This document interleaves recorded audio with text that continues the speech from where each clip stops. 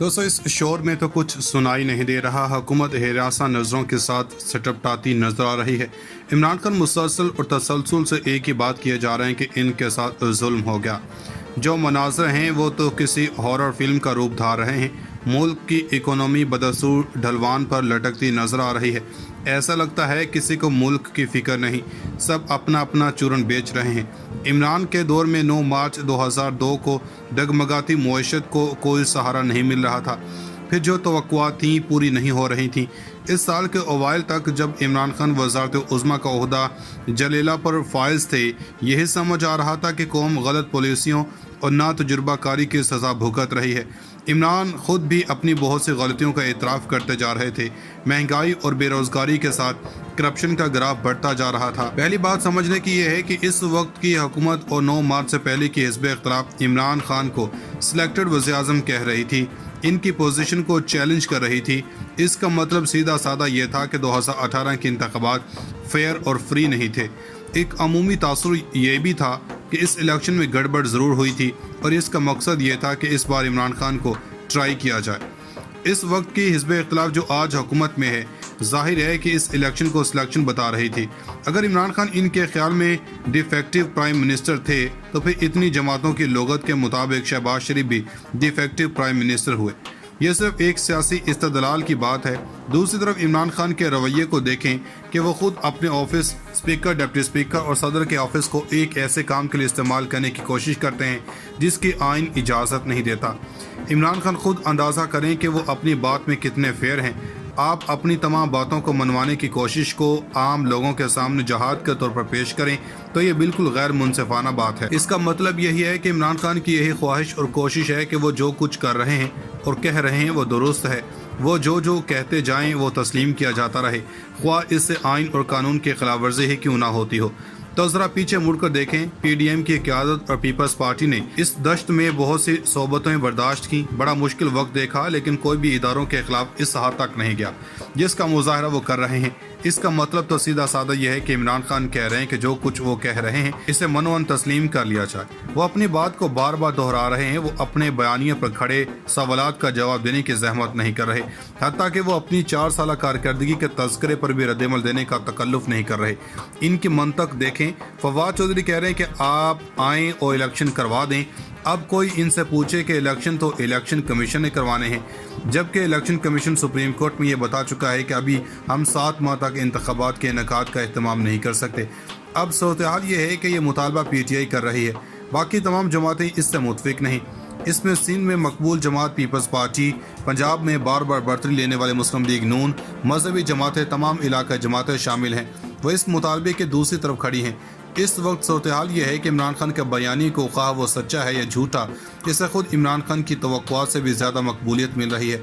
वो समझते हैं कि अगर हुकूमत में आकर इलेक्शन करवाने का फौरी ऐलान कर देती है तो इस जज्बाती कैफियत का इन्हें इंतखाब में फ़ायदा मिल सकता है। दिलचस्प बात यह है कि वो ये मुतालबा ना हुकूमत से कर रहे हैं, ना पार्लियामेंट से कर रहे हैं, बल्कि वो ये मुतालबा इस्टेब्लिशमेंट से कर रहे हैं, जबकि वो ये देख रहे हैं कि इस्टेब्लिशमेंट ना इनके मुतालबे के हवाले से हुकूमत पर दबाव डाल रही है और ये भी कि इनकी बात पर संजीदगी से कोई रद्द-ए-अमल देने के बजाय खुद को सियासत से बिल्कुल अलग थलग रखना चाहती है, तो वो रद्द-ए-अमल के तौर पर इदारों पर दबाव बढ़ाते हैं।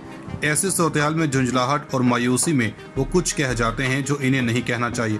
वो जलसों के जरिए दबाव डाल रहे हैं कि वो इनकी बात सुने और इलेक्शन के इनेकाद में अपना किरदार अदा करें। लेकिन लग यही रहा है कि जूं 20 मई की डेडलाइन करीब आ रही थी, इमरान खान की फ्रस्ट्रेशन बढ़ रही थी। इनकी ज़ुबान में तलख़ी और लहजे में कड़वाहट बढ़ती जा रही थी और वो बाज़ बातें खुल कर कह रहे थे। अपनी बढ़ती हुई फ्रस्ट्रेशन को छुपा नहीं पा रहे और साफ दिखाई दे रहा है कि वो टकराव की जानब जा रहे हैं। शायद इन्हें ये परवाह नहीं है कि इसके क्या नताइज हो सकते हैं। इसलिए ऐसा लगता है कि वो जब लॉन्ग मार्च की कॉल देंगे तो ये बेकाबू हो सकता है। इस वक्त बज़ाहिर ये लगता है कि इमरान खान आगे बढ़ रहे हैं, पीछे हटने पर आमादा नहीं है। एक्स सर्विस मैन यानी कि साबिका फौजियों ने भी इमरान खान का साथ देने का फैसला कर लिया है, जिसको लेकर इम्पोर्टेड हुकूमत के होश उड़ चुके हैं।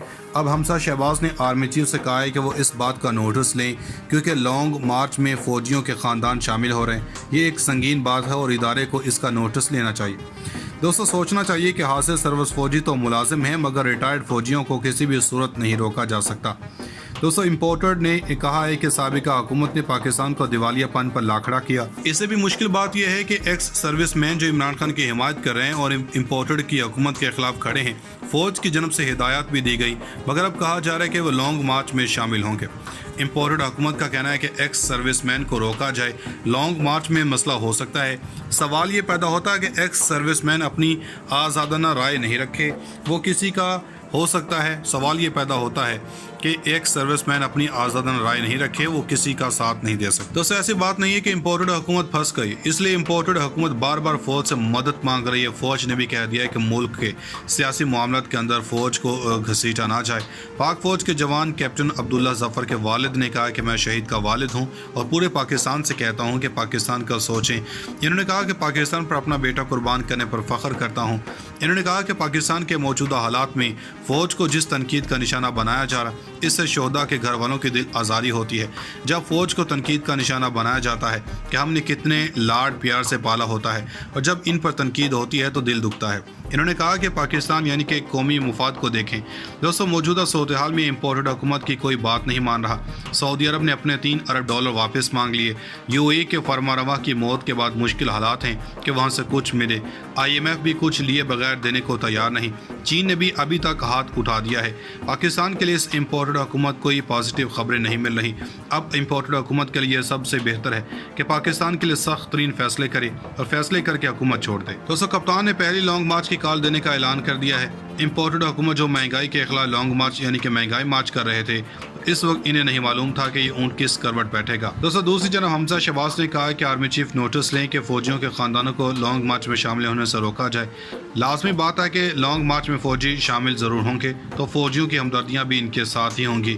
इस वक्त पाकिस्तान की मुसल्लह फौज अंदरूनी और बैरूनी दुश्मनों से निपटने की कोशिश कर रही है और मुल्क की सूरत हाल को कंट्रोल करने के वो किसी भी वक्त बड़े फैसले कर सकती है और फैसले करके हुकूमत छोड़ दे। दोस्तों कप्तान ने पहली लॉन्ग मार्च की कॉल देने का ऐलान कर दिया है। इम्पोर्टेड हुकूमत जो महंगाई के खिलाफ लॉन्ग मार्च यानी कि महंगाई मार्च कर रहे थे, इस वक्त इन्हें नहीं मालूम था कि ये ऊंट किस करवट बैठेगा। दोस्तों दूसरी जनरल हमजा शहबाज ने कहा कि आर्मी चीफ नोटिस लें कि फौजियों के खानदानों को लॉन्ग मार्च में शामिल होने से रोका जाए। लाजमी बात है कि लॉन्ग मार्च में फौजी शामिल ज़रूर होंगे, तो फौजियों की हमदर्दियाँ भी इनके साथ ही होंगी। इस वक्त पाकिस्तान की मुसल्लह फौज अंदरूनी और बैरूनी दुश्मनों से निपटने की कोशिश कर रही है और मुल्क की सूरत हाल को कंट्रोल करने के वो किसी भी वक्त बड़े फैसले कर सकती है।